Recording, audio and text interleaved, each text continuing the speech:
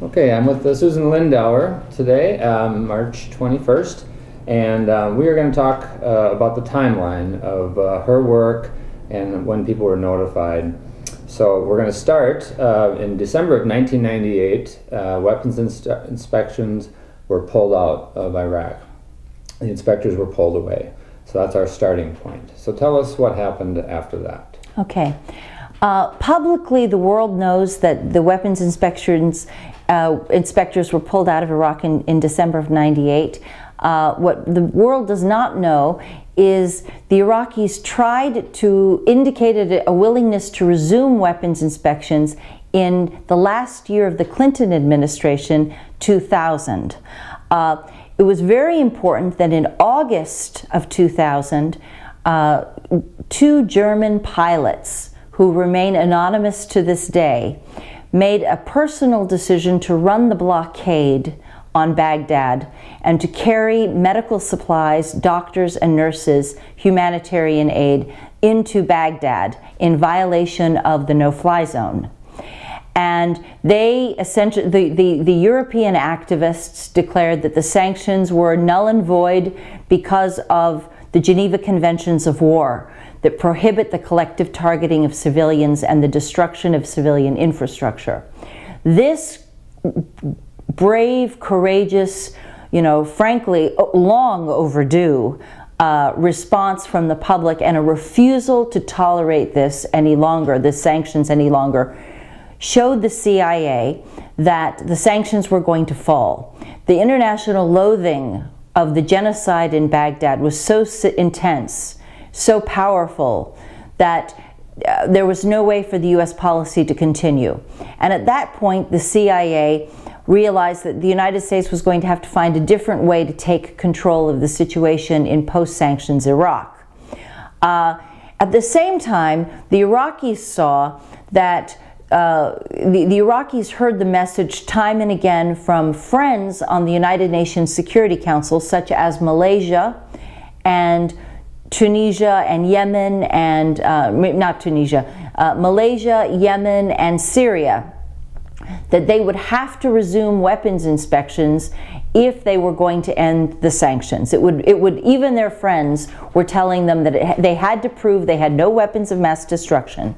So the Iraqis came to, the CIA made its conclusions and the Iraqis made theirs at about the same time. And the deal was that the Iraqis came to me. I was the back channel to Washington from August of 1996 onwards. The Iraqis declared that they desired to resume the weapons inspections, and they would like to start talks with the new administration. We did not know at that point whether it would be a Democrat or Republican administration. This was the end of the Clinton years. This was about September, October of 2000. So the message was passed through my back channel, and the CIA looked at the situation on the ground and they said, you know what, we need to do something to to maintain control of post-sanctions Iraq. And so they authorized covert back channel talks to hash out what a peace option would look like and what a future would be where the United States could still dominate Iraq in a non-sanctions world. So the first thing the Iraqis did was to assure America that they would be willing to accept the return of the weapons inspectors. They hoped at the start that they would not be belligerent. At first, Iraq was concerned about its pride, and the United States very quickly made it clear that pride was not going to be a factor. They were going to have to submit with no conditions.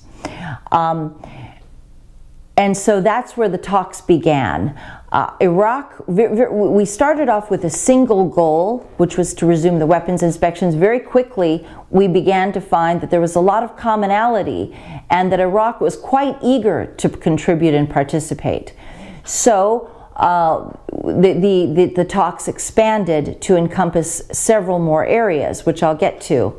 But I'd like you to know that while the votes were being counted in Florida, before we even had the new definitive president, I was sitting down with Iraq's ambassador to the United Nations in New York, and he was hashing out an overall offering to Washington. Over the next 2 years, from the November 2000 until March of 2002, this became much more defined, and we're going to talk about the timeline right now. Okay, yeah, so then let's talk about the time frame of, let's say, spring of 2002, when we started having some discussions. There was a build-up to war. A lot of should I tell what the peace plan was? I think it would be good to detail that, the points that they were agreed to. Yes. Over the next 2 years, and I won't go into the exact time frame for how we developed it, but over the next 2 years, the Iraqis agreed to the following: weapons inspections with no conditions, immediate access within 5 minutes to any facility, the right to interview scientists outside the presence of the government. The other thing was cooperation with anti-terrorism goals. By February of 2001, at the very start of the Bush administration, and 7 months before 9/11, the Iraqis agreed to allow the FBI to send a terrorism task force into Iraq with authorization to conduct terrorism investigations, interview witnesses, and make arrests. After 9/11, they expanded that offering to include financial documents on key al-Qaeda figures, which would help pinpoint the financial maneuverings, the financial pipeline that was transmitting terror funds. The United States did not want it. Throughout this period, Iraq was always eager to provide maximum cooperation on terrorism issues because Saddam was deeply threatened by Islamic radicals in his own country. He was afraid they would take advantage of the lack of central authority and the breakdown of the economy to try to impose to overthrow his secular government and to install a radical Islamic regime that would be more favorable towards Iran. And so he repeatedly stressed that his government would be a bulwark against the Iranian government, and he longed for the days when the Iraqi government had been close to Washington as an enemy. Those were the good old days, as an enemy of Iran. So that was two things: weapons inspections, cooperation with anti-terrorism. Most of the labor movement would be amazed to hear that Iraq offered the United States preferential contracts in all major areas of contention.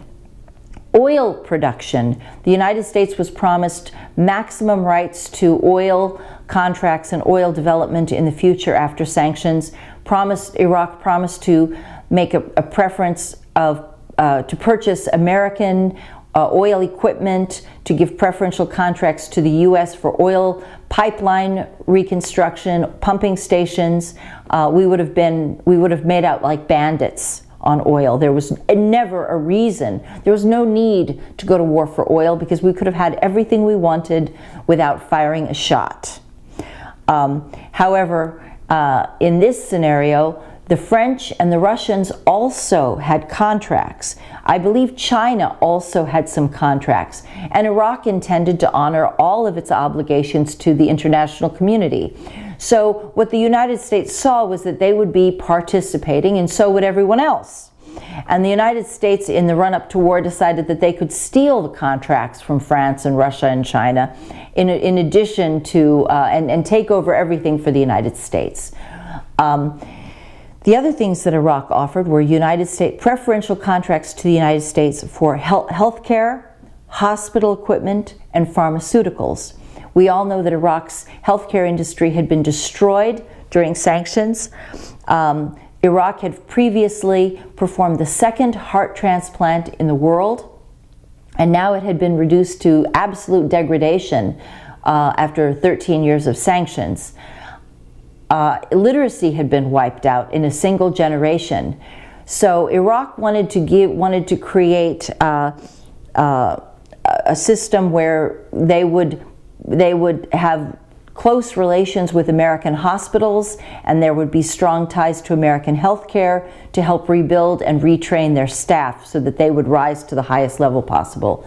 Also, telecommunications. Iraq offered the United States total control of telecommunications, satellite phones, internet, television, any sort of communications, which of course the CIA liked, because then the CIA would be able to monitor everything that was going on inside Iraq, and Iraq would essentially give them a back door, a key to the back door, so that they could hack into everything and would have maximum capability of conducting surveillance. It was quite ironic if you realize how paranoid Saddam was.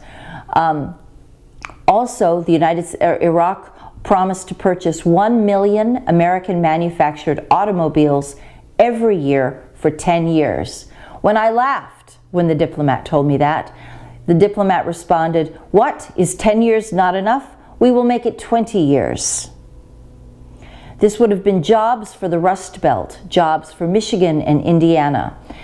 It would have protected the economy. There would have been no automobile bailout. There probably would have been no foreclosure market either. This would have been good jobs, quality jobs for union workers and working class people. And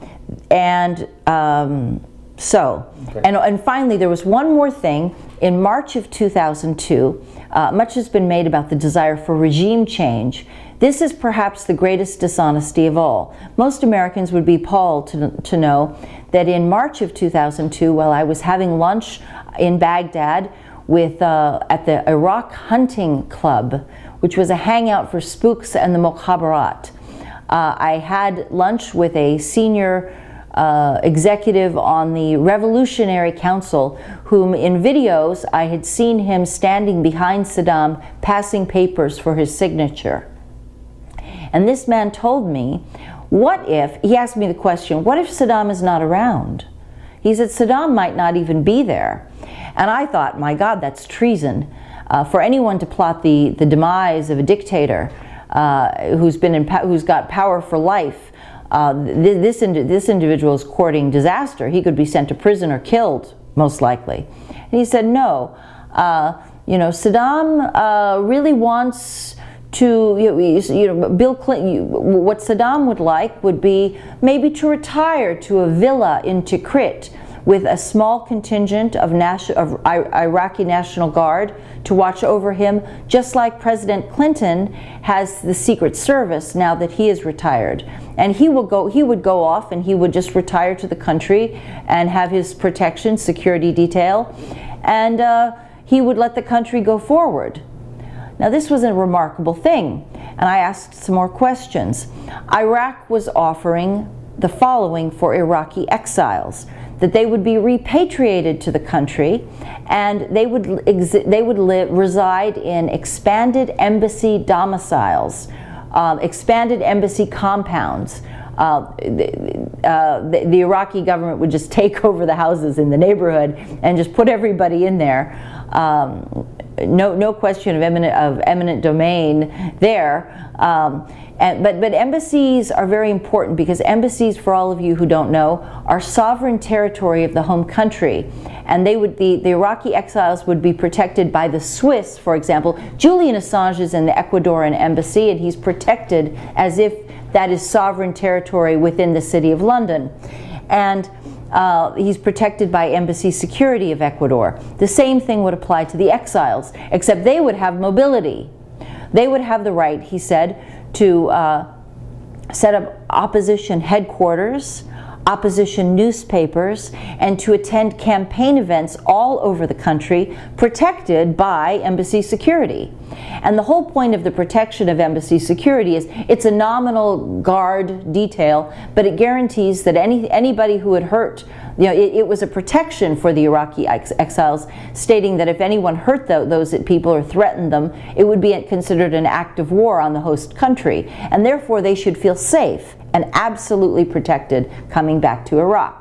And Saddam's executive secretary suggested, on the Revolutionary Council, suggested that there could be elections in 18 months. Now, this was in March of 2002. This would have meant that there would have been elections by about December of 2003, okay? By December of 2003, the Iraqi exiles could have already returned, they could have already campaigned, and they would have already been holding free elections, which Saddam would not be part of if that was the requirement. In other words, he was willing to step down if that would make peace. He was a survivor to the end. All he wanted was to live his life and just step down and just go away and have protection. That was the key. Most important for him was he did not ever demand $1 billion. That's a lie. He did not demand a huge payoff. He just wanted a house and a basic income and protection. That's it. Nothing else. And anybody who tells you otherwise was not in the room and does not know what they're talking about. That's an absolute disinformation lie. Okay. So, we all know what happened.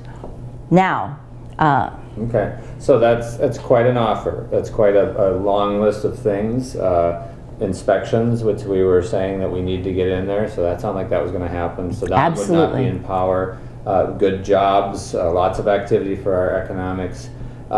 So this information, what happened with that then? You get out of these meetings, you go back, and what happens? Who do you tell? Who knows? Who learned of this? Yeah, this is very important because I realized, of course, that this was a very hot, I had been a back channel for years, and I was aware of the talk of war, and I was aware that we needed to make sure that Congress was fully educated, that members of the United States Senate and the House of Representatives were fully educated about this possibility, which was so dynamic. And I had no intention of just keeping it to myself or waiting for the CIA to debrief them. I took it upon myself to do that.